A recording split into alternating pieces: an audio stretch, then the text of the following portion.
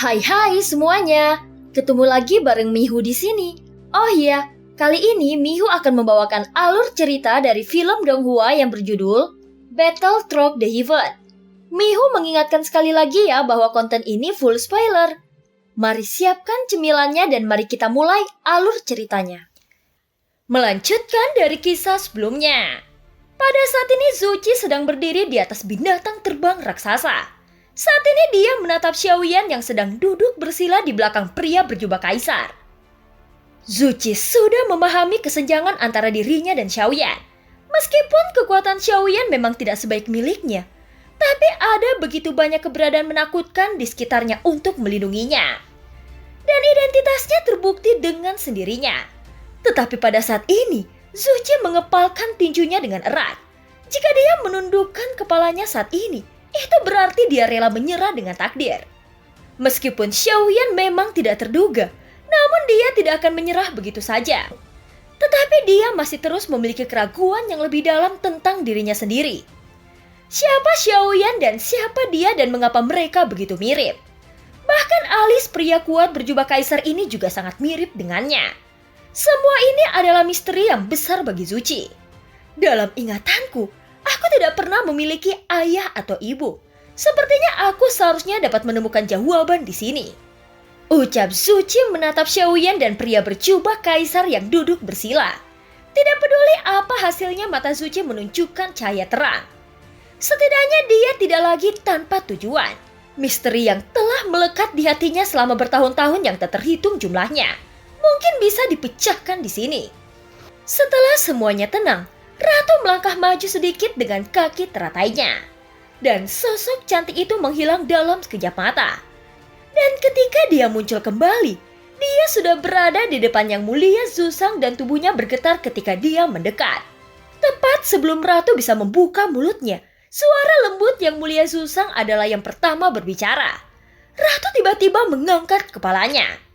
Ketika mendengar kata-kata itu, dia terlihat sangat sedih.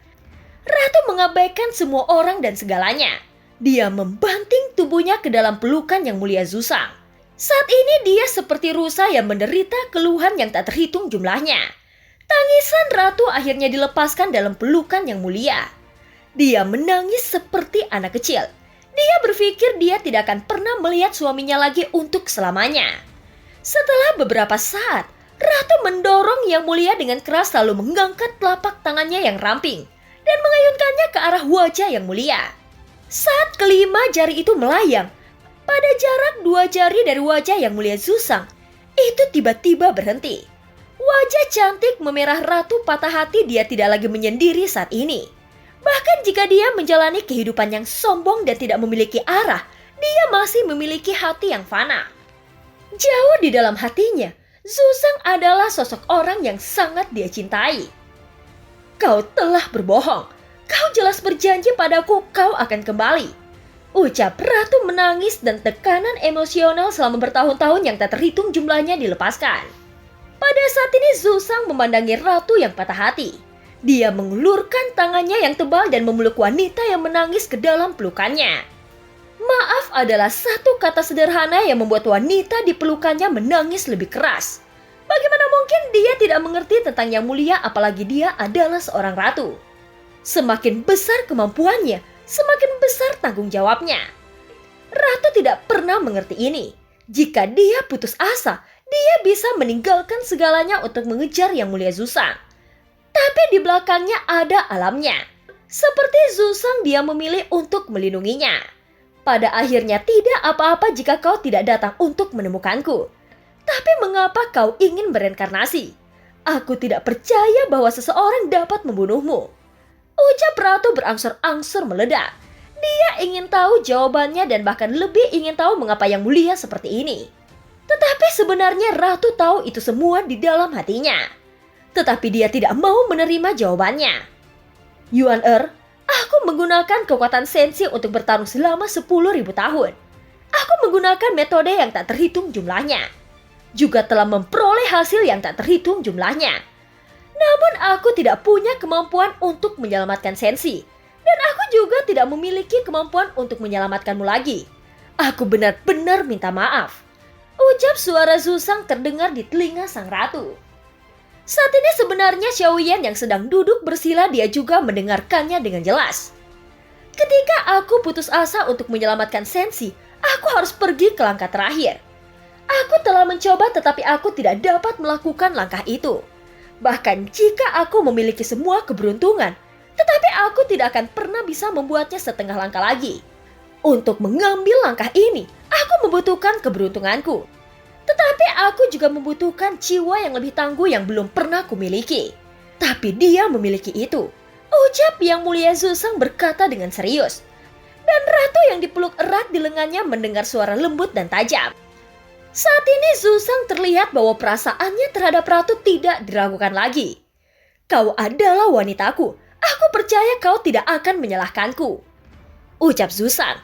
Saat ini tangisan ratu sudah lama berhenti, dia mengangkat kepalanya. Meskipun wajahnya ditutupi dengan bunga pir dan ada banyak noda air mata di pipinya yang cantik, tapi dia mengangkat kepalanya untuk melihat wajah yang menatapnya dengan penuh kasih sayang. Dua lesung pipit yang lucu muncul di sudut mulutnya. Ketika matanya tertunduk, senyuman itu cukup untuk merayu sebuah kota.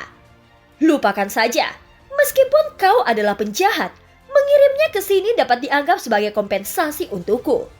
Ucap ratu sambil tersenyum. Dan Zuzang juga sedikit tersenyum ketika dia mendengar kata-kata ini. Bagaimana dia memberimu kompensasi?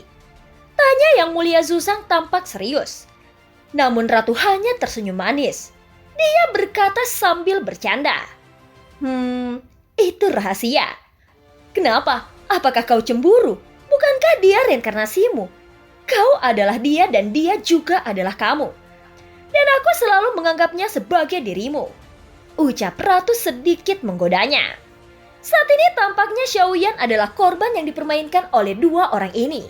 Setelah beberapa saat, ratu akhirnya mulai bertanya kepada Zuzang. Suamiku, berapa banyak waktu yang kau miliki, bisakah kau menemaniku lebih lama lagi?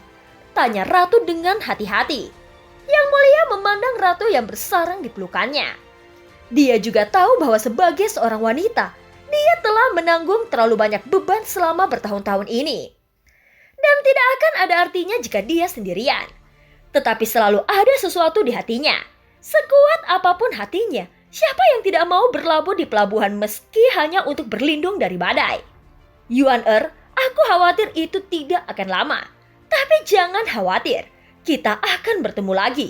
Ucap Zuzang berkata dengan lembut. Ratu memeluknya erat ketika dia mendengar kata-kata itu. Dan Zuzang juga menatap ratu yang berada di pelukannya. Dan mengeluarkan tangannya lagi dan mengusap kepalanya. Setelah itu, sosok Zuzang tiba-tiba menghilang ke udara tipis. Dan ratu diam di tempat untuk waktu yang lama. Saat ini ratu menundukkan kepalanya, dia tidak tahu sudah berapa lama waktu berlalu. Dia menyikapinya lalu perlahan mengangkat kepalanya. Pada saat ini gadis kecil itu sepertinya tidak tahu kemana dia pergi, itu bisa terjadi. Pada saat berikutnya ratu berdiri dan berkata, "Pasukan berkobar, patuhi perintah dan musnahkan semua kejahatan." Ucap ratu memberi perintah.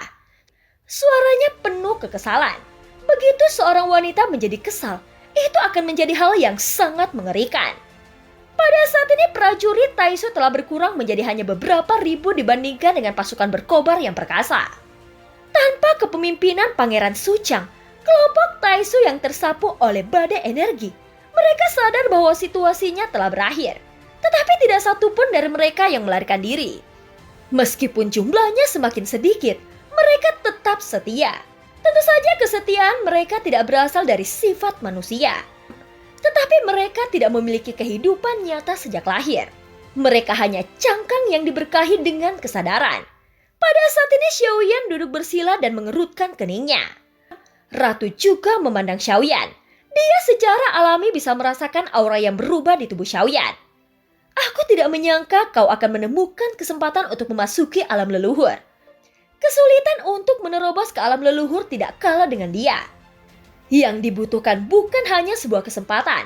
Kau harus memiliki keberuntungan yang diakui oleh dunia. Tetapi sebenarnya roh dunia yang berada pada dirimu sangat sedikit sekarang. Bahkan tidak sebagus suci. Alasan mengapa kau dapat menerobos adalah karena kau memiliki keyakinan yang kuat dan menakutkan. Setiap dewa petarung alam leluhur menerobos dengan metode yang berbeda. Dan aku tahu bagaimana kau menerobos. Gumam ratu dengan suara yang rendah. Yang mulia Zuzang jelas melindungi tubuh Xiaoyan. Dan dengan semangat pagoda emas, latar belakang sumber energi telah bergabung dari 40 miliar menjadi kurang dari 1 juta. Dibandingkan dengan lautan bintang yang luas sebelumnya, lautan sumber energi Xiaoyan menjadi terlalu kosong sekarang. Tetapi pada saat ini bintang-bintang bersinar di tubuhnya. Masing-masing sangat bersinar. Setiap sumber energi dan bintang mengandung sumber energi dewa yang sangat menakutkan. Dan tampaknya ada perubahan luar biasa yang terjadi di lautan bintangnya dan penyatuan masih berlangsung. Di latar belakang energi sumbernya, bintang yang bersinar sangat panas mengandung sumber energi yang ekstrim. Meskipun penyatuannya sangat cepat, tetapi Xiaoyan juga merasa bahwa setiap bintang yang bersinar sebenarnya tidak stabil. Masing-masing bintang ini sudah mengandung energi sumber dewa. Dalam jumlah yang tidak diketahui, jika itu meledak seperti sebelumnya, itu tidak dapat diubah untuk Xiaoyan. Selain itu, karena energi sumber dewa yang terkandung dalam peleburan terus-menerus menjadi semakin intens. Setiap peleburan tidak kalah sulitnya dengan mengendalikan jantung api. Untuk memadukannya menjadi Angry Buddha Lotus Flame, bintang-bintang di sekitarnya semuanya gelisah dalam berbagai tingkat. Saat ini Xiaoyan ingin berhenti, karena bintang-bintang ini tampaknya telah mencapai batasnya. Tetapi sampai sekarang, Xiaoyan merasa bahwa terobosan itu tampaknya sudah dekat, dan itu masih belum cukup. Terobosan sering terjadi di antara batas dan dia harus melewati batas ini. Jadi dia tidak bisa berhenti berfokus. Pada penyatuan setiap bintang jumlahnya terus menurun tajam, dan energi sumber dalam tubuhnya telah mencapai 100.000. Jumlah seperti itu sudah sangat tidak terbayangkan. Tidak mungkin. Aku telah mencari di 100 bintang tetapi tidak ada bintang milikku. Apakah itu memang benar? Ada 100.000 bintang tidak lagi begitu luas. Xiaoyan memiliki kemampuan untuk mencarinya. Namun setelah dia mencari semuanya, Xiaoyan jatuh ke dalam kebingungan lagi. Dia menghentikan pencariannya yang tidak berguna. Dia bisa merasakan bahwa dia hanya berjarak dekat dari dewa petarung. Setelah bergabung menjadi 100.000 bintang, kecepatan penggabungannya jelas melambat. Dan pada saat ini dapat dengan jelas merasakan bahwa setiap bintang sebenarnya gelisah. Meski begitu, Xiaoyan masih terus mengaktifkan teknik motivasi pagoda emas. Pada saat ini 100.000 sumber energi bintang terus bergabung dan segera jumlahnya mencapai 80.000. Tetapi Xiaoyan tahu bahwa ini tidak cukup. Di bawah tekanan yang luar biasa, Xiaoyan menggertakkan giginya. Dan 80 bintang menurun tajam lagi dan penyatuan mencapai 50.000. Betapa menakutkannya konsep 50.000 bintang ini. Seharusnya itu lebih dari 40 miliar energi sumber bintang. Tetapi mereka menyatu menjadi puluhan ribu dengan cara yang tak terbayangkan. Setelah bergabung menjadi 50.000, Xiaoyan sudah berkeringat deras. Matanya tertutup rapat dan alisnya berkerut. Terlihat bahwa situasi yang akan dia hadapi sekarang juga sangat mencemaskan. Masih belum ada setelah menggabungkan ke 50.000 sumber energi bintang. Xiaoyan mencari lagi tetapi masih belum ada bintang kelahiran yang disebutkan oleh Ratu. Dan tidak ada petunjuk sama sekali. Xiaoyan tahu bahwa dia masih terburu-buru untuk menjadi dewa petarung legendaris di alam leluhur. Itu bukanlah hal yang mudah. Pada saat ini Xiaoyan juga memiliki ide yang sangat berani. Baiklah, karena tidak ada satupun dari 50.000 bintang itu milik bintang kelahiranku, maka biarlah 50.000 itu menjadi satu. Jika selama itu menyatu menjadi satu, itu pasti bintang kelahiranku. Gumam Xiaoyan. Tapi Xiaoyan juga mengerti bahwa sudah jelas untuk menyadari kesulitan di hatinya saat ini. Tapi sekarang tidak ada cara lain. Sekarang Xiaoyan tidak bisa mundur lagi. Adalah keharusan untuk menerobos dewa petarung alam leluhur dan tidak ada waktu lagi. Hanya dengan fokus ke alam leluhur, aku dapat menembus ke keabadian lebih cepat. Jadi meskipun resikonya besar, aku harus mengambil tindakan. Ucap Xiaoyan mengepalkan tinjunya dengan erat. Urgensinya berada di luar jangkauan orang lain. Dia sangat ingin menerobos ke dewa petarung alam leluhur. Dan bahkan lebih bersemangat untuk menerobos ke keabadian. Karena dia tahu dari ingatan Suchang bahwa Taisu telah melancarkan invasi ke Senshi. Meskipun dia tidak tahu langkah mana yang telah dicapai, tetapi situasinya mungkin serius, dia tidak perlu menunda lagi. Dan Xiaoyan harus menyelesaikan semuanya di sini secepat mungkin. Pada saat ini Xiaoyan sangat ingin kembali ke Senshi. Terlepas dari apakah kekuatannya saat ini telah cukup. Jika Taisu benar-benar menyerang dari Kampan Laut Barat, maka benua Daoki tidak akan mampu melawannya. Xiaoyan tahu bahwa dia harus memanfaatkan kesempatan ini. Begitu dia melewatkannya, mungkin tidak ada kesempatan untuk menembus dewa petarung alam leluhur. Oleh karena itu gigi Xiaoyan kencang dan dia mencoba yang terbaik untuk menekan puluhan ribu sumber energi bintang yang gelisah melalui teknik kultivasi pagoda emas. Sehingga itu akan terus bergabung. Semakin banyak batasnya, semakin dekat terobosannya. Xiaoyan sangat menyadari kebenaran ini. Dewa petarung alam leluhur yang kuat tidak akan dapat diterobos dengan mudah. Tetapi meskipun Xiaoyan telah membuat persiapan mental, dia tidak pernah berpikir bahwa jalannya untuk menerobos adalah melalui penggabungan. Pada saat ini Xiaoyan telah mengkompresi lebih dari 40 miliar menjadi 50 ribu dan masih menyatu lagi. Saat ini dengan penyatuan lagi dari 50 ribu menjadi 40 ribu, dahi Xiaoyan sangat berkeringat. Pada saat ini itu tersisa satu dan jika tidak berhasil, maka semuanya akan sia-sia. Dengan hati-hati, Xiaoyan mengendalikan teknik kultivasi pagoda emas dan sekarang telah memasuki tahap yang sangat sulit. Melihat energi sumber dan bintang yang terus bergabung, Xiaoyan dapat merasakan bahwa kegelisahan menjadi semakin tidak terkendali. Bahkan jika dia terus menjalani teknik kultivasi pagoda emas, dia tampaknya tidak mampu menekan energi sumber dan bintang yang menyatu. Seolah-olah mereka telah mencapai batasnya. Pada saat yang sama, Ratu yang merasakan naik turunnya aura Xiaoyan telah berdiri di samping. Xiaoyan tidak berani bergerak setengah langkah. Ratu secara alami tahu bahwa ini adalah waktu yang sangat kritis bagi Xiaoyan. Saat ini Ratu memandang Xiaoyan. Dia sepertinya bisa merasakan keadaan pikiran Xiaoyan saat ini. Dibandingkan dengan naik turunnya aura Xiaoyan saat ini tampaknya lebih sulit baginya untuk merasakan. Perubahan emosi Xiaoyan sepertinya bisa menyentuh kesempatan alam leluhur. Mungkin tidak dapat dipisahkan dari masalah yang mendesaknya. Aku khawatir akan sulit untuk menerobos gunung, gumam Ratu. Tetapi dia tetap memilih untuk tidak membantu Xiaoyan saat ini. Karena ketika dia mengambil tindakan, maka itu akan membahayakan Xiaoyan.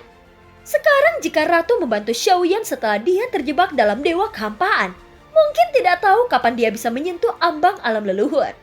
Saat ini Ratu hanya perlu berada di sisinya untuk melindunginya. Apakah dia bisa berhasil itu semua tergantung pada nasib baik Xiaoyan sendiri. Dengan berlalunya waktu, Xiaoyan menyatukan energi sumber dan bintang di tubuhnya menjadi hanya 10.000 bintang. Dan masing-masing bintang memancarkan cahaya yang sangat menyilaukan. Tetapi dengan cara yang sama setiap bintang gelisah. Tanpa campur tangan Xiaoyan, bintang-bintang ini telah berhenti bergabung secara aktif. Dan mereka semua telah mencapai batas penggabungan. Namun Xiaoyan tidak mencari bintang kelahiran lagi. Jika bintang kelahiran akan muncul, seharusnya sudah lama muncul. Dan perasaan yang diberikan kepada Xiaoyan oleh lautan energi sumber saat ini masih sedikit lebih buruk. Bahkan setelah bergabung menjadi 10.000 bintang, setiap bintang masih gelisah. Jika ingin digabungkan lagi maka sesuatu akan terjadi. Jadi yang bisa dilakukan Xiaoyan sekarang adalah menjalankan teknik kultivasi pagoda emas dengan gila-gilaan. Adapun apakah itu akan berhasil dia tidak yakin. Sekarang Xiaoyan telah kehilangan akal sehatnya karena kekhawatiran batinnya. Sehingga Xiaoyan tidak bisa menghadapinya dengan tenang 10.000 bintang terakhir. Ketika sejumlah besar bintang bertabrakan dan bergabung, Xiaoyan menahan nafas. Semua harapannya hanya bisa disematkan pada teknik kultivasi dan kegigihan Xiaoyan. Pada saat ini bintang-bintang benar-benar berhasil bergabung dan jumlahnya terus menurun tajam.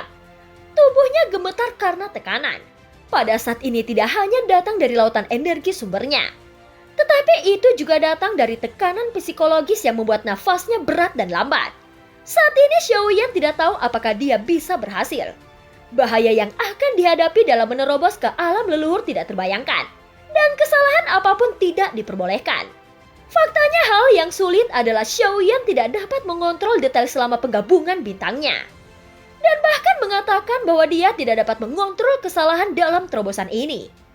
Di bawah desakan energi sumber dan bintang-bintang di tubuhnya, itu benar-benar menyatu hingga ratusan. Tubuh Xiaoyan sudah basah kuyup oleh keringat, tetapi tekanan ini membuat Xiaoyan dalam keadaan tegak. Setiap bintang sebenarnya terus-menerus menembus batasnya sendiri. Tentunya itu juga batas usia. Dengan ratusan bintang, Xiaoyan masih belum melihat bintang miliknya. Itu bahkan membuat Xiaoyan bertanya-tanya, apakah memang ada bintang kelahiran? Tapi masalahnya sudah sampai pada titik ini. Keraguan tidak ada gunanya, karena penggabungan masih memungkinkan. Maka Xiaoyan tidak berniat untuk berhenti. Pada saat ini hanya ada 2 bintang yang tersisa di lautan energi sumber dan bintang Xiaoyan. Di lautan bintang yang luas, meski hanya ada 2 bintang kecemerlangan yang dipancarkan, itu cukup untuk menerangi seluruh lautan bintang. Ini adalah yang terakhir. Setelah hanya 1 yang menyatu, itu pasti bintang kelahiranku, gumam Xiaoyan bahkan tanpa ragu sedikit pun. Pada saat ini 2 bintang terakhir mulai menyatu. Keduanya meledak dengan keras seperti 2 harimau yang ganas. Mereka terus menelan satu sama lain untuk bertahan hidup saat ini. Tetapi tidak satupun dari mereka mau ditelan. Kecepatan penggabungan jauh lebih cepat daripada sebelumnya. Ada suara ledakan kedua bintang bergema. Dan segera energi sumber yang mengamuk meledak di atasnya bergegas menuju lautan bintang Xiaoyan. Untungnya Xiaoyan juga mengaktifkan inti Guntur Void hampir bersamaan untuk melindungi Meridian di sekujur tubuhnya. Meski begitu, darahnya masih meluap dari sudut mulut Xiaoyan, dan beberapa Meridian tidak dapat menahannya dan pecah. Tetapi sebelum ledakan lain datang dari 2 bintang terakhir yang menyatu, kedua bintang itu sudah terjalin dan kedua belah pihak saling melahap hingga setelahnya. Penggabungan tampaknya hanya masalah ke waktu. Tetapi apakah Xiaoyan dapat bertahan sampai kedua bintang itu benar-benar menyatu? Itulah ujian sesungguhnya bagi Xiaoyan. Energi sumber dewa yang tersapu oleh ledakan lain masih sangat megah. Xiaoyan harus mengendalikan energi sumber dewa yang agung ini agar tidak membuat kerusakan di meridiannya. Dan kemudian mengirimkannya kembali ke lautan energi sumbernya. Tapi meridian yang pecah akibat benturan barusan belum pulih dan kejutan lain ini membuat meridian semakin tak tertahankan. Bahkan dengan perlindungan inti Guntur Void, tidak ada cara untuk melindungi mereka sepenuhnya. Xiaoyan menutup matanya rapat-rapat memuntahkan seteguk darah segar. Pada saat ini daging dan darah di tubuh Xiaoyan dengan cepat menyusut. Seolah-olah menguap dan darah di sekujur tubuhnya tampak terkuras. Setelah beberapa saat, Xiaoyan sedang duduk bersila seperti biksu tua yang sedang bermain. Semua rambutnya rontok dan dia tampak seperti mumi yang duduk bersila selama ribuan tahun. Satu-satunya perbedaan adalah bahwa meskipun tubuh fisik Xiaoyan terlihat layu, jika dia merasakannya, dia dapat merasakan vitalitas yang luar biasa agung yang berasal dari meridiannya. Namun vitalitas agung ini juga menghilang dengan cepat seperti lilin yang penuh dengan nyala api. Dan nyala api secara bertahap semakin kecil sehingga dapat padam kapan saja. Pada tubuh fisik Xiaoyan ada semburan yang pecah.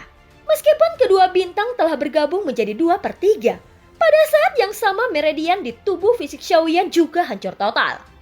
Dampak semacam ini terhanyut berulang kali. Bagaimana meridian Xiaoyan dapat menanggungnya? Pada saat yang sama sebagian besar meridiannya telah runtuh. Energi sumber mengalir ke tubuhnya dan mulai melahap nyawa Xiaoyan. Itulah sebabnya tubuh Xiaoyan yang mengering dan hidupnya dengan cepat dilahap kedua bintang itu seperti lubang hitam. Saat ini dengan kekuatan besar, itu melahap segala sesuatu di sekitarnya. Sial, apakah aku sudah mencapai batas? Gumam Xiaoyan. Seketika dia menggertakkan giginya. Kesadarannya mulai menjadi sedikit tidak jelas. Pada saat ini, karena yang dirampok bukan hanya kekuatan hidup, tetapi juga kekuatan jiwanya. Semua kekuatan memasuk perpaduan 2 bintang tampaknya selangkah lagi untuk mencapai kesuksesan integrasi yang sebenarnya. Tetapi langkah inilah yang membuat Xiaoyan merasa sangat jauh. Pada saat ini Xiaoyan dapat memilih untuk menyerah, dan kedua bintang akan berhenti bergabung. Dan lautan bintangnya mungkin pulih hingga 40 miliar. Tapi Xiaoyan tidak mau. Kedua bintang itu hampir tumpang tindih. Jika tidak ada lagi kekacauan, mungkin Xiaoyan masih bisa bertahan. Di saat-saat terakhir ini, Xiaoyan hanya bisa menggertakkan giginya dan dia hanya bisa berdoa secara diam-diam. Namun semakin dia tidak ingin hal itu terjadi, semakin mudah hal itu terjadi. Tepat ketika kedua bintang akan saling tumpang tindih dan bergabung, terdengar suara ledakan yang menggema di atas mereka.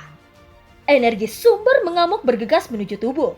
Dan jiwa Xiaoyan yang telah terluka oleh Meridian di bawah situasi yang benar-benar tak terkendali kali ini, Xiaoyan tidak akan dapat menahan dampaknya. Energi sumber ini akan menyebabkan dia meledak sendiri sampai mati. Sekarang pikiran Xiaoyan telah kosong. Sebelumnya dia tidak pernah meminta bantuan dari siapapun dari awal sampai akhir. Namun sang ratu selalu ada di sini selama dia membuka mulut, maka ratu akan membantunya kapan saja. Pada saat ini sebuah suara terdengar di benak Xiaoyan. Dan segera ada arus hangat yang keluar dari tubuhnya. Dan vitalitas agung mulai mengalir dengan gila-gilaan di dalam tubuh Xiaoyan. Kekerasan kepalamu sangat mirip dengan kehidupanmu sebelumnya, gumam ratu. Saat ini Xiaoyan yang telah jatuh koma segera sadar kembali. Di bawah nutrisi dari kekuatan hidup yang agung ini, dan meridian yang rusak di tubuhnya bahkan lebih parah. Namun itu diperbaiki dengan cepat. Xiaoyan segera mulai mengoperasikan lagi teknik kultivasi pagoda emas. Dia melakukannya untuk menyelesaikan penggabungan terakhir. Pada saat kritis seperti itu, Xiaoyan bahkan tidak ingin meminta bantuan ratu. Dia takut ratu tidak akan memiliki banyak kekuatan yang tersisa. Dan dia khawatir ratu akan menghilang dalam asap. Namun meski memikirkan hal ini, Xiaoyan masih ingin meminta bantuan kepada sang ratu. Dia benar-benar sudah menyerah dengan kultivasinya saat ini. Yuan tolong aku, ucap Xiaoyan dengan suara yang dalam. Namun saat ini Xiaoyan tidak mendapat tanggapan dari sang ratu. Yuan aku tahu kau bisa mendengarkanku, tapi mengapa kau berpura-pura tidak mendengarku? Ucap Xiaoyan terus berteriak. Tapi kali ini dia masih belum mendapatkan tanggapan dari sang ratu.